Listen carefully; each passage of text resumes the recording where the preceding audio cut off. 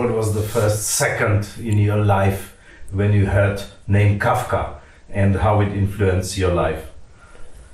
Yeah, it's an interesting question.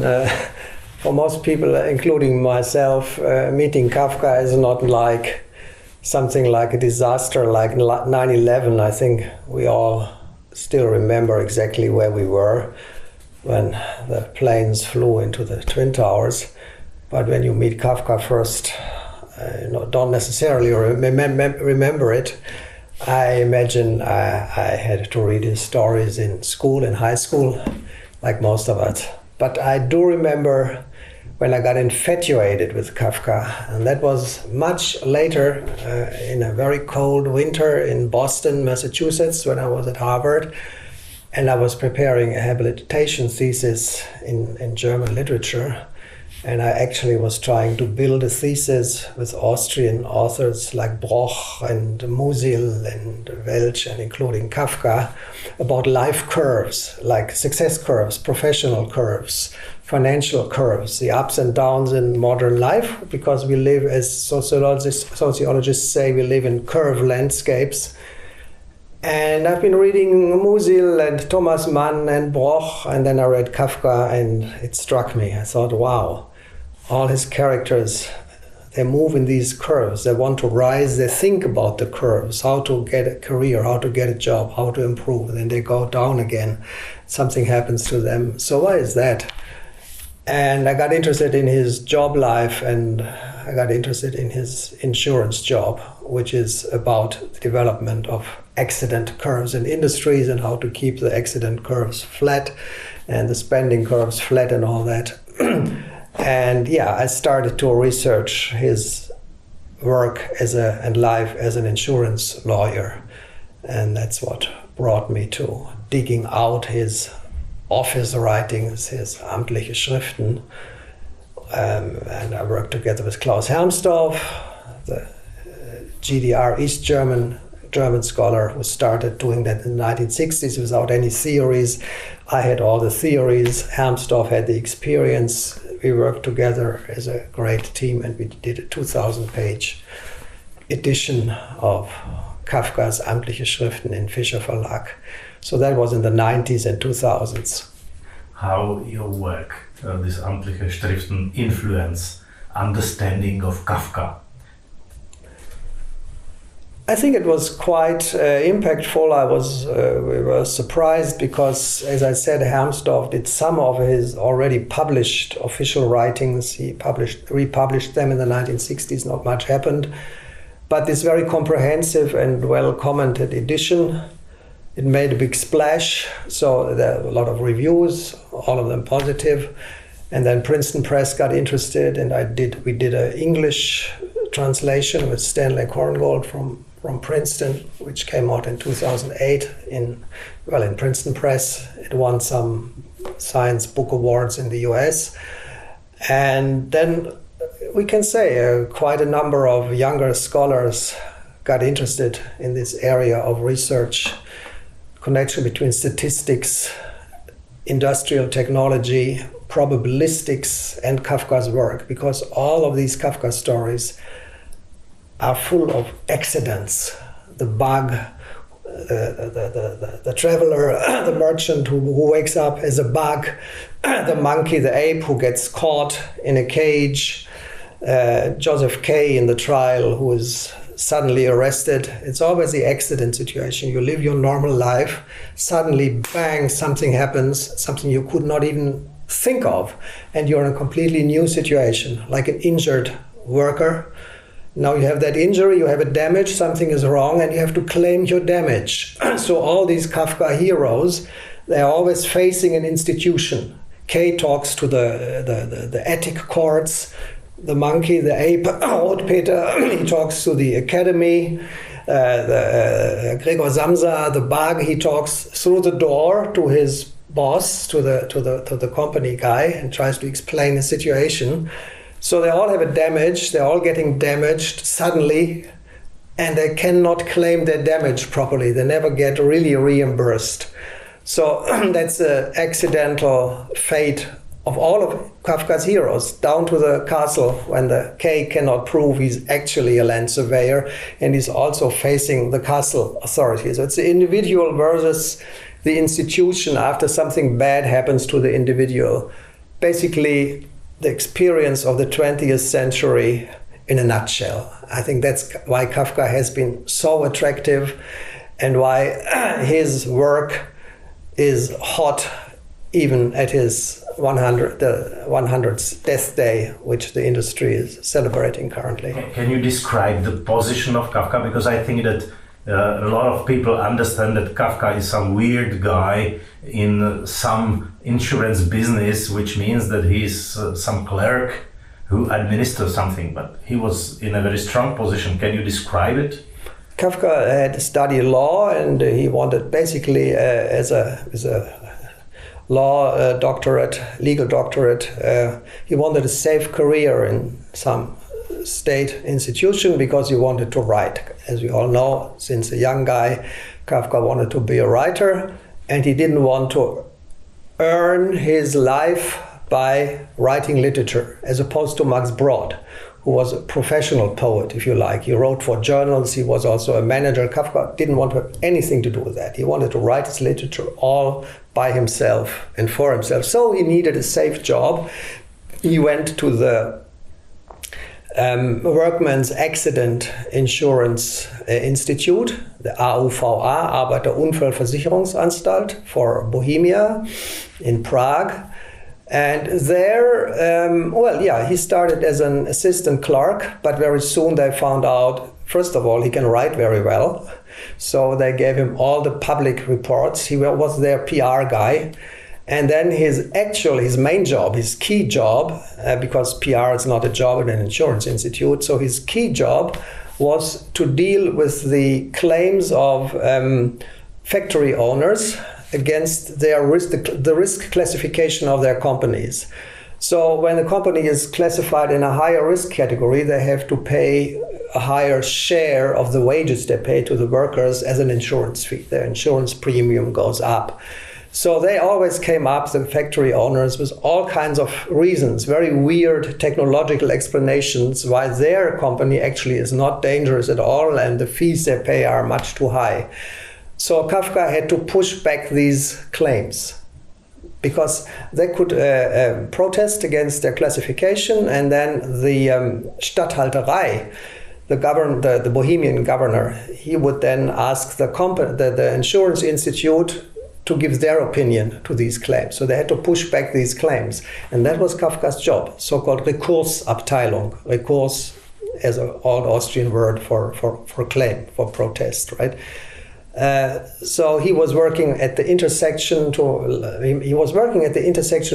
between law, technology, and statistics. That is super, super interesting. He knew about probabilistics and statistics. He knew about legal regulations, and he had to know a lot about production technology. Perfect, fantastic. What was his highest official position within AUFA? Yeah, he was a conceptist, and then later so that was like Konzeptsbeamter. He was basically at the third level. So there was a director, Robert Marschner, who was, by the way, a Goethe aficionado. So that Dr. Robert Marschner, he had a big heart for literature and a big heart for Kafka. And then there was the boss of his department, the operations department, and Kafka was like the right hand of the boss of the operations department. He was at fairly high level in the company. First as Konzeptsbeamter and then later as a vice director. His latest title was Vizedirektor, vice director. So he was not a subaltern clerk at all. He had a lot of people who were working for him, and he had a lot of decision-making power. Perfect. So let's go to Brno now. What do you think? Could Kafka ever had breakfast in Brno? Certainly he would have had some breakfast in Brno. So the interesting thing about Kafka and Brno being Nowadays, it's the second city of the Czech Republic. After the collapse of the Habsburg Empire, it was probably the third city, Bratislava being the second city. Anyway, it was the capital of Moravia. It was also a big administrative and economic center. It was a cultural center. A lot of famous people coming from Brno. But in all the documents we have about Kafka, who is so minutely and thoroughly researched in his biography, Kafka's life has been put under any kind of microscope. You can't believe it. We don't have any mention of him actually doing something in Brno, which is very interesting. So yes, obviously Kafka has been to Brno. Max Brod had business in Brno several times. We have a famous memory of Kafka in his diaries. In 1911, before Kafka was writing significantly, he had some small stories, and Brod was going to Brno and for a big lecture, a reading, and he wanted to take Kafka with him. And Kafka had a very bad mood because Brod was successful and he was not. He was in a crisis. And he said, I will go with the Halbnachtzug, so the late night train. And then he canceled. I have a headache, I don't go. So we don't have that document for his Brno visit there. But as I said, there was another very important insurance institute, the Autor for Moravia and Silesia in Brno. So it was kind of the sister institute, the insurance institute. And they had, I found some documents there where the Brno director writes to the Ministry of the Interior in Vienna, please do not let another Czech member come to the advisor, to the governing, to our board, supervisory board, because if we have the same number of Czech people as Germans in the board, we will have the same situation in Prague. You know, in Prague, they are highly indebted. They have a very, very bad budget balance every year. Why is that? Because the Czech and the Germans are balanced there. And whenever the Germans want to have it their way, they want to make their decisions in their way, they have to give back to the Czech members of the board, and the Czech members of the board are representing the interests of the workers. So the workers will be reimbursed very generously in Prague. They will get much more damage repair than they're actually entitled to because of this political balance, because the Germans want to remain in power, although they are not the majority anymore. So please do not let us have... and this situation, which is described very minutely in the Brno Autor documents, is exactly the situation Kafka had to work about and work with, how to fix the negative budget of the Prague Institute. So obviously with his mind and most likely with his body, he must have been to Brno for business. Also, of course, we know one of the first promoters of Kafka was famous Robert Musil, who was from Brno, who studied in Brno for some engineering degree, then later went to Stuttgart. I think that he went back to, after that he went to live in Vienna, but his family, Musil's family, is from Brno. His father was awarded nobility, I think in 1916 or 17. So Musil also inherited nobility from his father, Edler von Musil. So Musil was a tennis fan. He wrote about tennis players in his novel, for example, Man Without Qualities. Kafka was a tennis player.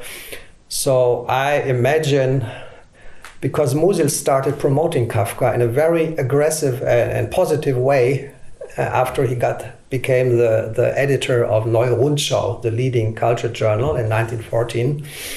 So probably in 1913 they must have met somewhere, around 1913 they must have met in Brno for a tennis match.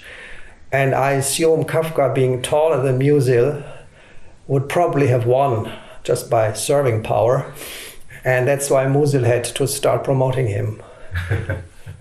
What would you tell to people who are now coming for Shtetl Festival to Brno to think about? We have the anniversary of Kafka's death, where we are right now, and what is your message to them? Städtelfest people, in terms of Kafka's anniversary, the death day, my message to them would be that if the work of a writer manages to stay so hot and so widely debated at very different levels, from conferences to university lectures to television series, and recently even as a huge TikTok hype. So if the work of a writer can achieve that, we don't actually need the anniversary memory only to think of this author. I think his stories, his way of thinking and looking at the world is with us and will stay with us way beyond his 100th death day. So that's a big difference to other writers. When we remember them, we remember them because they have some kind of anniversary of their birth or of their death or of some prize they have earned. Kafka is always around. Is that a good thing or bad thing about our society? It's a good thing for Kafka, and it's not such a cool thing for our society, because... Thank you very much. And please just tell us what you do now and where you are in these days when people see you on TV. Well, I'm currently sitting in the apartment of a very nice guy in Vienna who is doing that interview with me. But while I'm talking to you in the Städtelfest, unfortunately, I have to be in China for a visiting stay. So although I had planned to come to Brno, I cannot be with you, but I wish all of you a very interesting and exciting and inspiring festival. Thank you very much for your time, Professor Wagner. Welcome, very welcome. Thank you.